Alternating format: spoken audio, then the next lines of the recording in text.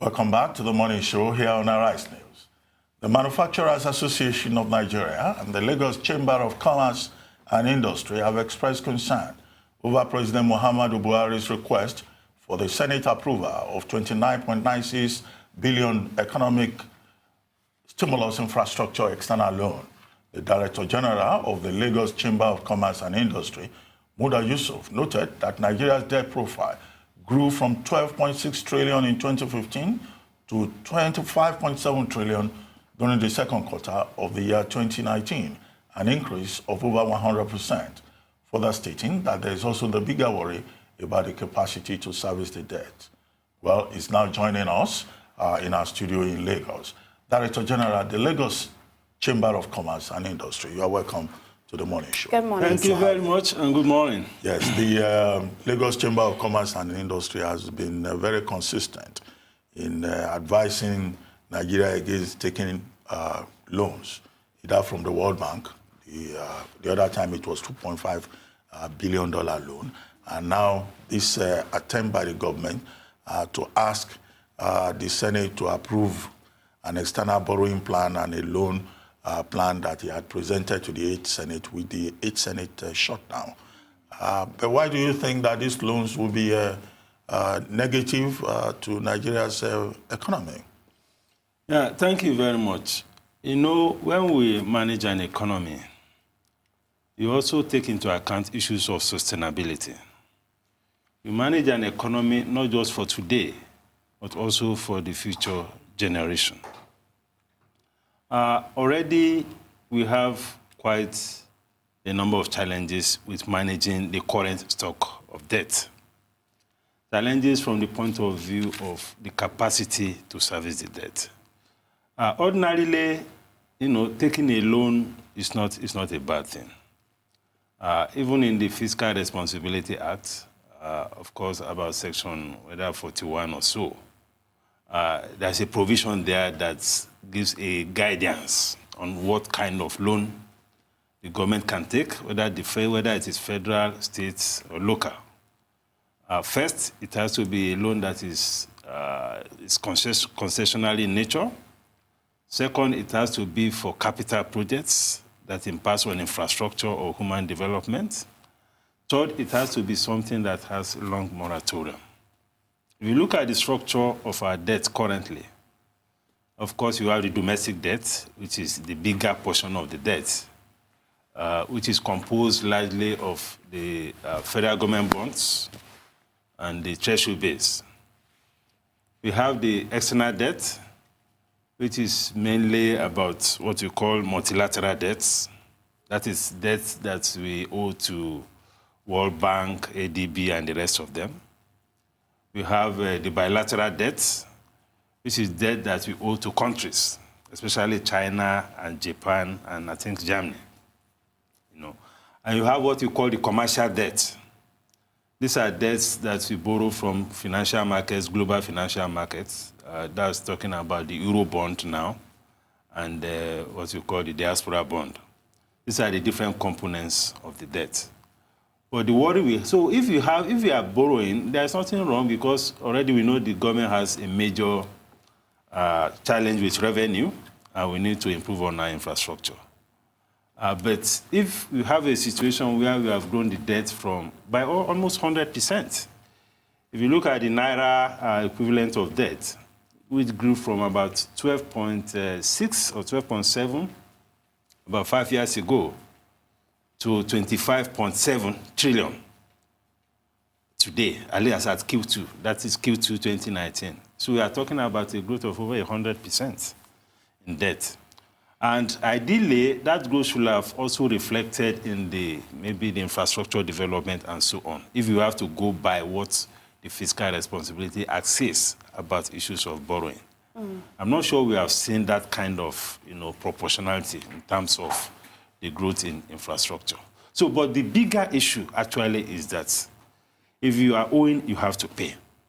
Now we have a situation where even what we are allocating for purposes of servicing debt, and most of the servicing component is actually interest payment. Where a situation where you allocate 2.45 to service the 2.45 trillion to service debt, where the capital budget component in the budget, I'm talking about 2020 budget, is even less than, it's about 2.14. So the servicing of debt is crowding out even the capital component of government spending. So it calls to question first issues of sustainability. Then there is the issue of the crowding out effect. There is also the issue of what you call the opportunity cost in economics. If you are allocating 2.45 trillion to service debt, what happens to other commitments of government? So that is why we feel that there's a need to approach these issues cautiously. Absolutely. So that you don't have a situation where you end up with a full-blown debt crisis where we have to now be going to IMF and they now be giving you conditions that you have to meet before they can bail you out. So that is the basis for the caution that we have given. Absolutely. And I mean, our debt servicing issue is something that everyone is worried about right now. And debt in moderation is good, but where you cannot service your debt, one would hope that you would look towards other alternatives for raising money and other means that are not going to require the sort of detriment that comes with this discussion. So what I wanted to ask you is focused on those alternatives. What are these alternatives to generating revenue that the federal government, one would hope, would be looking into right now? And how much effort are we putting in that direction? Well, there are two angles to it. Because when you are managing finances, or when you are talking about issues of fiscal sustainability, there is the angle of cost, and there is the angle of revenue. So we have to deal with these issues from these two angles. If you look at the structure of budgets over the last couple of years, not just at the federal level, even at the state level, the current spending is taking close to 80% in most cases. And when you check the situation at the end of each fiscal year, what you find is that the current spending is almost fully implemented, while capital projects will be struggling between 40 to 50% in terms of implementation. So if you want to deal with this situation, we need to also look at how we can scale down spending, particularly on the recurrent side. I appreciate the fact that politically it may be very difficult, but we have to face the reality. The cost of governance is too high, not just at the federal level, even at the other levels of government. And we cannot be running an economy where the entire revenue will be used just to be running the business of government. That is not right. Because the situation we have now is such that almost 100% of the revenue we have we spend on recurrent. After recurrent, if you want to do any capital expenditure, any capital project, you have to borrow. So we need to look at our structure of spending, particularly the cost of governance. Because we have been carrying on as if it's just business as usual. If you look at the report that was given on that day when the medium-term expenditure framework was presented, the revenue performance on practically all the headings had negative variances. I'm talking of 2018 reports. And even 2019 report so far is also not significantly different. So you cannot have a situation where your revenue is getting weaker by the day and your expenditure is going up. It doesn't add up. Because we need to look at how we can sustain the totality of the system. So we need to look at issues of course, the spending pattern. We also need to look at the revenue side. Revenue side, first, we have quite a number of revenue-generating agencies of government. The president himself has said this severally, that we need to get these revenue agencies to do much more than what they are doing. It also takes very strong political will to make that happen. Because most of those presiding over these very robust revenue-generating agencies of government are also very politically influential people. So to get them to comply fully with the provisions of the Fiscal Responsibility Act in terms of remitting a percentage of their operating surplus to government has also been challenging. So over the years, we have seen very significant shortfalls in revenue between actual and projected revenue from what you call independent revenue. Because that portion of revenue is independent revenue. So we need to make that happen. Then we also need to realize the relationship between growing investment and revenue. Because what we have seen is that many of the government agencies, in their bid to raise revenue from government, they hurt investment. They make life difficult for investors. And they fail to realize that if you create the environment for more investment to come in and for existing investors to also grow, invariably the revenue will grow. But if the environment is so hostile, is so stifling in the process of generating revenue, you drive a lot of businesses, a lot of businesses go under. They find it difficult to survive, and before you know it, your revenue that you normally should have been collecting from taxes will begin to drop. That is what you are beginning to witness. So it is important to realize that there is this nexus between creating an enabling environment for investors and growing the revenue. Because at the end of the day, it is this investor that will give you the revenue. And if you have policies that are making life difficult for these investors, there is no way the revenue can grow. Because you can't tax a dead business. You can't tax a business that is not doing well. So these are the issues that we need to deal with. And we also need to look at our monetary policy side. Yes, it is good to strengthen the Naira, but we don't have to strengthen Naira at all costs.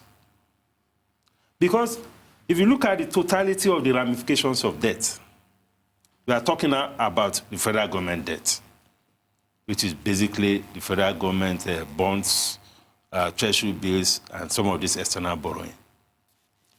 There's also a sovereign component of the AMCON debt is also there. We need to take a short break. Yeah. When we return, you can continue with this point about alternatives that government can consider. You're still watching The Morning Show here on the Arise News channel. And still with us is Muda Yusuf, Director General at the Lagos Chamber of Commerce and Industry. We'll be right back.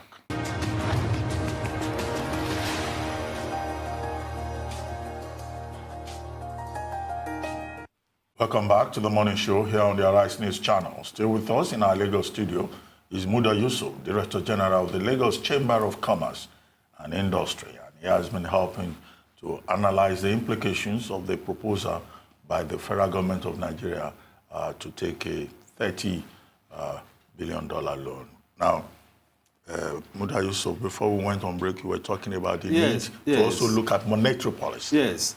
Now, outside of this regular debt issues that we talk about, that's treasury bills, we also have other components of debt that we often don't also talk about. AMCON debt is a sovereign debt. AMCON debt, as we speak, is around 5 trillion naira. Because AMCON is a product of government. It was set up, or at least under Sanusi, and it was given the backing of government. That is also it's a debt issue. Then we have issues with contractual arrears. In 2018, all of this will be part of domestic debt? They are part of debt. But, all these don't come within the radar of discussion most of the time. I mean, 2 years ago or so, I think it was former Governor Fashola, the current Minister of Works, that talked about the debt that was inherited by the present administration. He put it as close to 400 billion. That's owed to contractors, and that's owed to even some state governments on account of some of the infrastructure of federal government that was fixed. And even as we speak, debt owed to local contractors is huge. And as a result of that, many of the private sector players in that space, some of them have gone under. And at the recent hearing in the National Assembly, even the Minister of Works was saying that if he has to use even the totality of his budget to settle the contractual arrears, there will be nothing left for him to work with. But these are issues that we also need to look at so that we understand the ramification of debt. And I was talking about the monetary policy component. You know, from time to time, the CBN also issues OMO bills and all of that, which attracts a lot of portfolio inflows. We pay a lot of interest in this. This is also, I mean, if you see although we haven't seen the CBN balance sheet for some time. Well, I hope you don't assume that these other options are unknown to the federal government and persons managing the economy either on the monetary side or the fiscal side.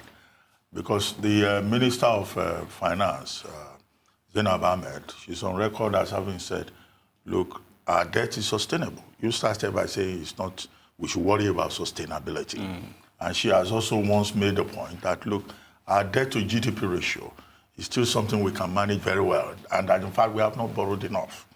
And three, President Buhari in approaching the Senate made it clear that the money that will be borrowed will be used for infrastructure projects. He was very specific. So these are some of the issues. But for the benefit of the Nigerian public, you know, listening to the argument on one side and on the other side, you have talked about a debt crisis, a likely debt crisis. Shehu Sani, who was the chairman of the Committee on Local and Foreign Debt when he was in the Senate, has said, look, the 8th Senate rejected President Buhari's proposal to save Nigeria from getting into a perpetual debt trap. Now, what are the basic implications, if you want to help us break it down for the average Nigerian who is not an economist, who does not deal with figures? What is the long-term effect? Is it that government will collapse, or that there will be inflation, or that there will be unemployment, or what? Well, before I get into the long-term effects, let me interrogate some of this position of government. Now, when we talk about debt to GDP ratio, because theoretically, some people have advanced the argument, even including the government officials, that if you look at the debt situation from the perspective of debt to GDP ratio, it is sustainable. Yeah, theoretically, it may be right. But again, we have to put a context into it. This will apply in the context where there's a strong relationship between the GDP and revenue. So if you have a large GDP, you assume that you also equally have an equally large revenue base. But in the case of the Nigerian economy, it's not exactly the same. So that is why that proposition or that theory may not apply to issues of debt sustainability in Nigeria. If you decompose or disaggregate the GDP, agricultural sector accounts for about 23% of GDP. If you go by that theory of GDP to debt ratio, you expect that agricultural sector will be contributing to revenue. But if you look at the revenue basket of government, contribution of agri sector to revenue is almost zero. That's for tax revenue. Contribution of the distributive trade sector to revenue is also very weak. The bulk of non-oil revenue that you have is from the services sector. So you can't use that ratio to be able to analyze. So if you want to get a sincere sustainability analysis of debt, if you are using the GDP, you can end up with a wrong conclusion. Because the GDP is weak because productivity is weak. The recent World Bank update on the economy emphasized the issues of productivity. Productivity in the agricultural sector is very weak. Productivity even in manufacturing is weak. Because the environment is still not sufficiently enabling, both from the point of policy and both from the point of also the infrastructure that we talk about, to ensure that we have this productivity. You know? So we need to get that right. So what is most realistic is to look at the capacity to service the debt. You don't use GDP to service debt. You use revenue to service debt. So if revenue is weak, you should know that you are in a weak position as far as debt sustainability is concerned. So that is my take on that. Yeah, but and in terms of the implications of all of this, which is the question you ask, if you continue to go this way, what is the implication? First, you can find a situation where your entire resources will go into debt service. We are already getting to that point. Now we have a situation, the recurrent spending is almost consuming the entire the recurrent spending and debt service is consuming the entire revenue that we have. Now the debt service is now exceeding even the capital budget provision. That's just a provision because at the end of the day, actual releases for capital projects are often around 50 or 60% at best. So increasingly you have situations where there will be no money to do some very critical things to sustain this economy. Already, look at the state of our infrastructure.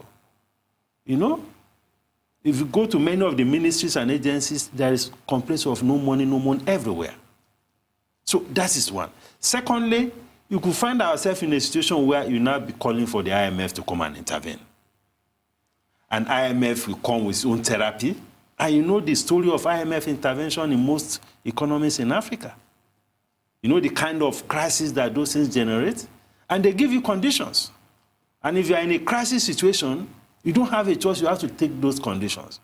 And in an attempt to implement those conditionalities, it creates all sorts of problems, social problems, and all of that. So it is always good for stability to ensure that we operate within a system or a framework that is sustainable. It is always good to look at some of the critical things that we spend money on and see whether we can push back the government and create the space for investors to take over. But you have to create the environment. You have to inspire confidence. But because we are investing as a private sector, investing in infrastructure. You are investing over a long time. You don't want a situation where another government will come, they throw spanners into it, contractual agreements are not respected. But These are issues. You said in terms of policy as well, certain things have to be done. And this is where some may say the finance bill comes in. And this is where I'd like to bring it into the discussion, because the government is here trying to look for different ways to generate revenue. And they propose this bill that's quite controversial to the public eye right now, simply because there's also a lot of focus on tax increases, or an increase not necessarily in the tax base, but in VAT and other means. And people feel like, even though, yes, we know it's a chicken and egg situation, the public is disgruntled. What is your view on the finance bill? And how do you think the finance bill, if it does go through, well, it has gone through, sorry, how do you think the finance bill can be maximized, or its potential can rather be maximized to really and truly ensure that the public feel it, the generation of that revenue that the government is trying to achieve here? Well, the finance bill is a mixed bag. It has its positives, and it also has areas in which some of us have reservations. The positive side to it is the fact that there were provisions in the bill that, gives some good concessions to the small businesses. For instance, businesses within the threshold turnover of, I think, 20 million are exempted from VAT.